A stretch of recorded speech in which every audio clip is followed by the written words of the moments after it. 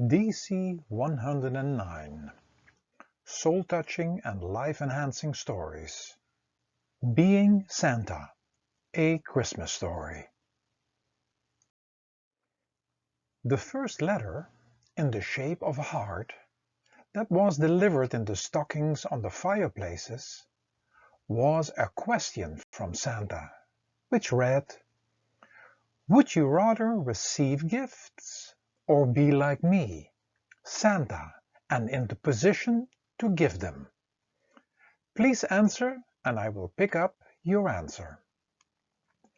After Santa's elves in their small sleighs had picked up all the letters, those who had answered with, "I would like to be like you, Santa, being Santa," received shortly after another heart-shaped letter.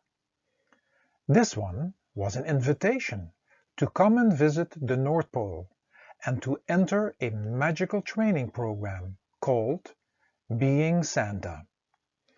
During the following nights until Christmas Eve, all those individuals were picked up by the elves and brought back in the early morning, and for whatever mysterious reason, they were not sleepy without having had their night rest, but had even more energy. Please read and listen to my short diary of this special experience. Every night when arriving at the North Pole, we had to make our choices of the training ground for that night, and did this after looking at one of the many magical tables on which we viewed a miniature version of the North Pole. It was amazing to look at this living directory on which everything was alive, and we could even see ourselves standing at the magical table.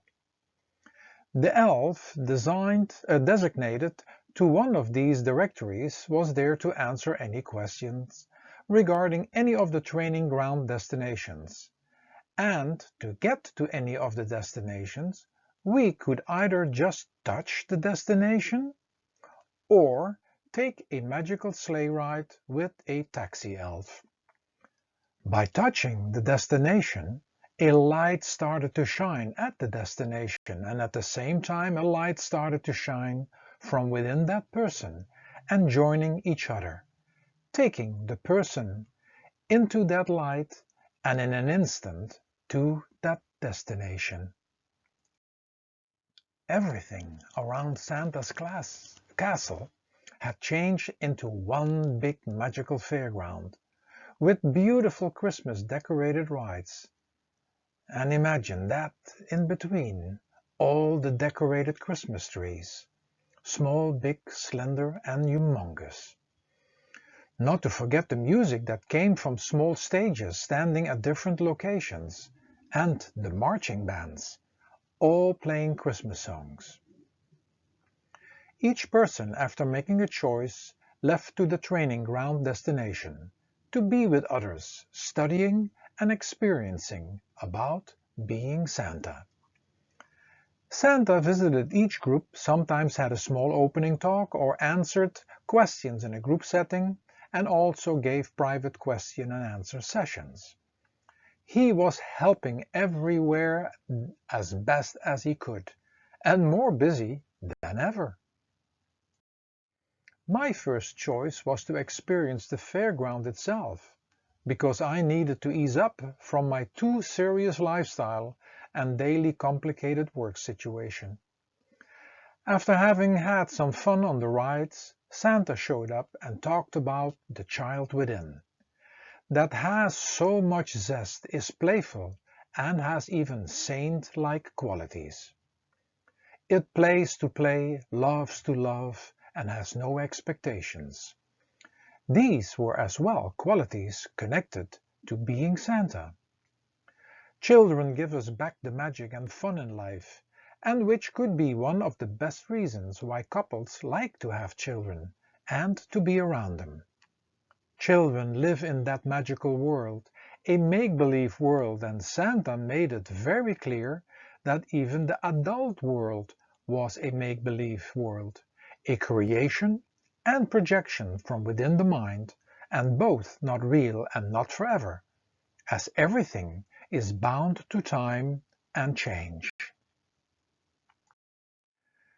To make this even more clear, out of nowhere suddenly monitors held by many little hands of flying elves were to be looked at in mid-air, and we watched, in a fast forward speed, life on the planet, and saw areas fast changing and individuals coming and going. We were confronted with the mortal short-lived nature of ourselves and the things around us. Santa commented that in general adults try to create security in this ever-changing adventure, and ending up with life filled with fear and with boring and unhealthy habits and routines. Children, however, had the tendency to become and to stay more adventurous, be open for new and playing innocently with it all. They stayed inside the fun and easy make-believe. It was merely a matter of choice, in which one of the two we wanted to live. But when we wanted to share and give more magic to ourselves, others and the world, the choice to make was clear. Santa, who as well lives in a make-believe world, invited and inspired us to experience life in a magical way, and why not all year round? He encouraged us to make our home more magical, to think more magical and speak and be more magical, and to remember that everything in the creation and our life on the planet is from a make-believe nature, and thus mortal, but also magical and mysterious. After taking some more rides with other adults that had become like me, childlike again, there was still time enough for my second experience for that night. Santa's Magical Gardens. An elf in a sleigh brought some of us to our destination, and we joined others that had come from other places. Santa's Magical Gardens were out of this world, so magical, but even more magical was looking at each other, because our bodies imaged and reflected gardens. We had become of a special see-through substance. Our bones depicted trees and tree trunks, our heart looked like a big green leaf, and most organs illustrated bushes, flowers and plants, and our veins and limbs were rivers and streams. When Santa showed up, he spoke that this living, walking garden, the human body, gave us the possibility to experience life's adventure, and that all the parts and pieces, organs and systems were alive to keep us alive. The information we received was all about how to give life back to this magical garden, to feed it with healthy, vital foods and water, to be gentle with it, to give it proper rest, to make sure the garden gets cleaned, and to not take and rob the body garden from its life. Here being Santa was another wake-up call for me, and to start to take care of this precious gift, and to not jeopardize the life of this living body garden and of myself. I had a lot to digest the next day, and thinking about being Santa, and the following night I ended up inside Santa's castle, and the talk was about all the servants we all had inside our body castle, and watching on the walls on big monitors, paintings and cartoons, making it clear not just that the body in general serves us, being a servant, in many ways, but that each part of the body, bone, muscle, organ, system, and each cell was like a servant. The images which I had seen in Santa's magical garden, the body being a garden with trees, plants, and rivers, were now images of servants. Each part, organ, and system were elves, being the servants. I especially like the images of the ears, eyes and mouth elves. with huge ears, huge eyes, and a huge mouth. Santa talked about how rich and fortunate we are, and that we should serve the servants as good as possible, and not just using, misusing, and abusing them. Some days later, I ended up at the factories of the elves, making this all even more clear, and not taking this body for granted. Here the elves were the assembly line enzyme workers in the digestive system, elves being white and red blood cells, elves being the distributors of oxygen, and elves that were cleaning up the waste left behind in the body. At this place it became also clear to me that this body was my family of cell children, and how bad my communication became when challenged with sickness or looking at bacteria and viruses being enemies that must be destroyed. They too were part of my family and were essential. Being Santa became another level in my consciousness, not easy to deal with, confrontational, but definitely something to work and improve on. So much was given, and it was my task to give back in the best way possible, to make it easy for the body, the servants, and my family members. Visiting the markets of complaints was even more confrontational. Hearing the endless complaints from everybody walking around, including myself, and the market stalls all being special complaint booths. Santa didn't need to speak here, for it became too clear that we point, blame and complain so much about so many things. Not only do we make ourselves into victims and others by doing this, but it was about others that needed to change, and us wanting again and not giving. We could give our empathy. We could give in and become a little bit more humble, giving time to change ourselves, because all of this were projections and reflections of ourselves. Otherwise, we would not recognize them. When someone had a real issue that needed attention and more insight, one could enter the house of mirrors. I chose to visit first the court of judgment and realized that without me even realizing, and not just in my thinking or using words, that I could judge, but at the moment I did hear, taste or saw something, that I was comparing and thus already judging. Yes, and even having an opinion was a form of judgment, and all this nothing to do with being Santa. The House of Mirrors I did visit it several times, for I needed to get to terms with some individuals in my life that were very confrontational, but in the end, I had to admit that all of them were reflections of myself, characters within me, my team, my family, that I had to learn to manage, deal and work with, for none of them I could throw out from the team. They were all part of me, internally and externally. Luckily, not all the training grounds were that intense, and one of my favorite destinations was the village of the clowns, with Peppo, the famous clown, who had visited the planet Earth, and who had made everybody aware about giving. He had woken everybody up to not ask for anything from Santa at that special Christmas, but to gather everything in the house what you don't use regular, and to give that to those who had nothing or little. It was so nice to hear his story, and at the end Peppo said, not to forget to give the easiest thing to give a smile.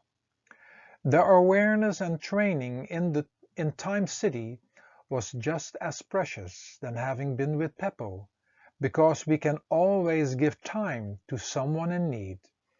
We can always give a hand and give an ear to listen to someone in need. And all this was contributing to becoming and being Santa. Someone asked Santa with a smile on his face, "When we achieve being Santa, can we as well be at many places at the same time? And by the way, how do you do this?" Santa answered back with a smile on his face, saying, "Is that question and a possible answer not a little bit too early for you?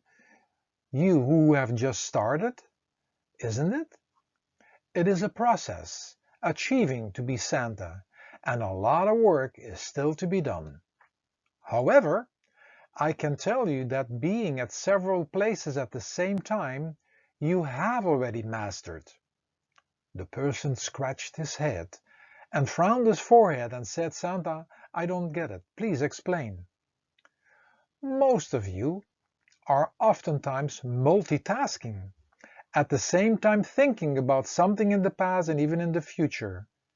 You are watching a movie, going in your thoughts to several places, having a conversation on the phone, and telling somebody around you what to do, all in the same time." Everybody had a good laugh, and we needed this before entering our next training ground place. Inside the Museum of the Planet Earth, we saw the endless negative effects of us being takers and consumers, and consuming the health from ourselves, others, and the planet. We watched in detail how the planet was giving and serving everyone without any discrimination, and it was for each individual to stop this taking and consuming, and to start contributing and being Santa. Someone asked, why do we not stay awake and aware and prevent? And Santa answering that seemingly we mostly stay in our familiar way of just taking and having one excuse or another. You all who are here seek to give, and let's give Mother Earth a hand to recover, and let's do the same with the body. That was Santa's motto. Inside the chain reactor, it became so clear that every thought, word, and action has a chain reaction, and in the end, coming back to us.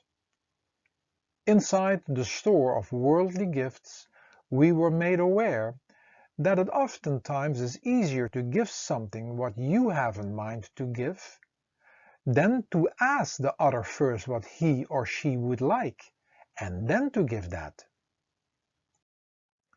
During one of the nights, I chose to learn more about what not to give away. We were in a big amphitheater, and Santa spoke about our three powers. The power to accept, reflect, and to adapt, and that we could use them in any given situation. Secondly, that we have to watch out for giving all our time and energy to the mind, but to use the mind for the training and repetition of essential and necessary things only, but not to use it as an unlimited shopping center, for that would mean being the slave of the mind, and us giving our power away to it. Also, not to give away was our imagination and creativity, which could easily happen by losing ourselves in the modern digital world that was created to serve us in special areas of life, but of which most of us had become slave of. That we needed to protect, not just ourselves but also the next generation, and to be a good example, and by doing so, being Santa. Visiting the Give Thanks and Give Time Sanctuary. The sanctuary was enormous and located in a wonderful valley close to a huge mountain. There were uncountable small ponds inside beautiful gardens, ponds behind small homes and chapels, and in the mountain endless small caves lit with candles. Before we chose where we wanted to have our next experience, in a small home, chapel or cave, and in regards to being Santa, connected to giving, Santa had another special talk with us. When we believe in God and that He is the Creator, we can learn to give thanks to everything that serves us, so we can experience life in the mortal world, including the times we call good or bad, pleasure and pain, as gifts as well.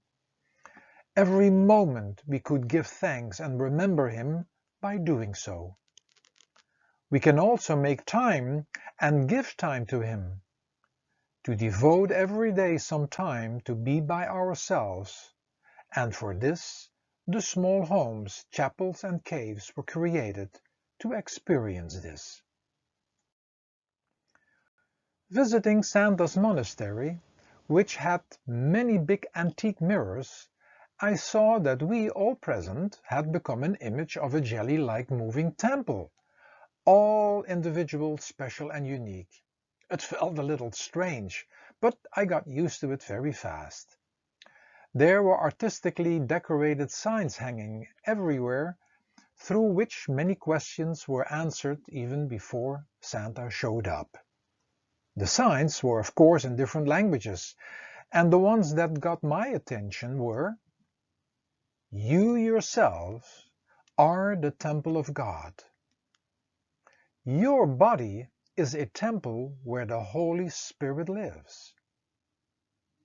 Begin to see yourself as a soul with a body rather than a body with a soul. You do not have a soul, you are a soul. You have a body." In Santa's speech, he made it very clear that the human body is a mortal building made from mortal earthly elements, bound to time, constantly changing and created with opposites, not forever, and thus not real but an illusion, a fantasy, a make-believe, but in which a special adventure or quest could start, in finding that which is real and forever. The quest for the real treasure, the real gift, a gift forever. Someone asked about going to church, and Santa answered that everything inside them should remind us about our body temple, and inspiring and encouraging us to go into the inner adventure and to find that eternal treasure. In Santa's library, which was enormous, and Santa especially pointing out the faith section with books and scriptures of any faith, spoke saying that all this wisdom and inspiration was not to be used against one another, but as an individual experience and discipline, and to be practiced with every thought, word and deed. This was as well being Santa and living with the highest virtues. In the last night at the North Portal, Santa gave us the choice of having a big celebration or a simple night to give thanks to Jesus Christ, and to think about what we would do with Christmas in order to celebrate the birth of Him and to honor His sacrifice and all He gave to the world. Santa talked that we had teachers for everything in life, and that a good teacher wishes for his pupils to go beyond him, and that we could even go beyond being Santa. We could go into the adventure of being like Jesus, experiencing Him and living the teachings with every breath we take, with every step we take, with every thought, word and action. In order to become something different and hopefully better than we are, we have to be open for changes. We have to give up and give over. In order to go beyond our make-believe world, which we have created, and to experience something that outlasts this mortal experience and existence is the sacrifice we can give on our level. Give it all you can and do it from within your heart. At the moment Santa spoke the word heart, everything around us changed into a heart-shaped magical looking something. Santa's castle, the factories, homes, trees, plants, birds, yes, everything, including all the elves, were images of hearts. Then Santa said farewell to all of us and left us with the last thoughts. The heart symbolizes life and love, and our eternal Father is eternal life and love, and He serves and gives unconditionally and without any expectation and discrimination. In the morning before Christmas Eve, I was sitting at home in my chair and needed to figure out with what to start to give, for there was so much to give, being Santa. What the story could bring us. Everything we can look upon as being a gift, and we can give time and give thanks for it all to the eternal giver. We can freely give and share, for we came without and depart without anything. Nothing is ours. Before we think, say and do something, we can give a moment to think it over, about what that thought, word and action will give to ourselves, others and the world. As everything is given to us, we can give back in endless ways.